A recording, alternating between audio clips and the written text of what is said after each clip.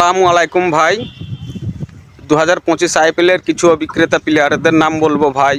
তোমরা ভিডিওটা মনোযোগ সহকারে সব দেখো, পুরো ভিডিওটা দেখে একটা লাইক কমেন্ট শেয়ার করে দিও। আর কোনো যদি ভিডিওর মধ্যে ভুল হয় ভাই, নতুন ইউজার যদি কোনো ভুল হয় ভিডিওর মধ্যে, ভিডিওটাকে তোমরা আমাকে মাফ করে দিও। আসসালামু আলাইকুম ভাই। তো চলো শুরু করছি। 2025 আইপিএলের নিলামের বাদ যাওয়া প্লেয়ারগুলোর নাম একটা একটা করে বলছি, মনোযোগ সহকারে শুনে যাও ভাই।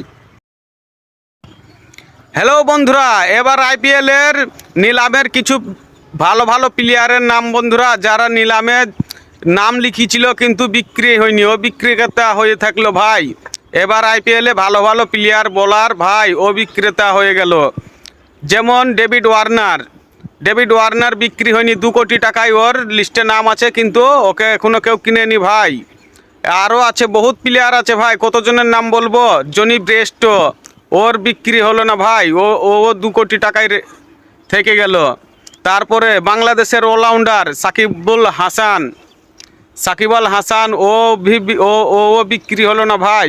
কি বলবো, এরকম অনেক প্লেয়ার আছে। আরেকটা আছে কাটার বোলার বাংলাদেশের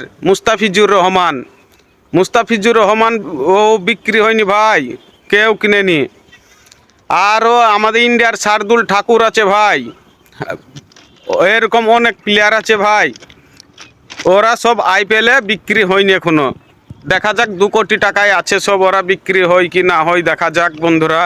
এরকম অনেক প্লেয়ার বাদ হয়ে গেছে, ইংল্যান্ডের আদিল রাশিদ বাদ হয়ে গেছে ভাই, সব বাদের খাতায় চলে গিয়েছে। ও বিক্রেতা, নিলামে বিক্রি হয়নি ভালো ভালো প্লেয়ার ভাই। জনি ব্রেস্টো, ও ঠিকঠাক প্লেয়ার ছিল।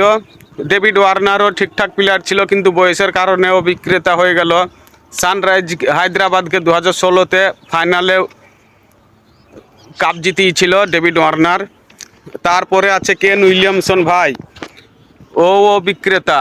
কেন উইলিয়ামসন যে হায়দ্রাবাদের ক্যাপ্টেন ছিল। কি বলবো ভাই, সব ও বিক্রেতা হয়ে যাচ্ছে এখন, ভালো ভালো প্লেয়ার। দেখা যাক নতুন নতুন প্লেয়ারের সব কী করে ভাই। আর আমার এই ভিডিওটা দেখে চ্যানেলটাকে সাবস্ক্রাইব করে দিও বন্ধুরা, সব একটা করে লাইক করে দিও।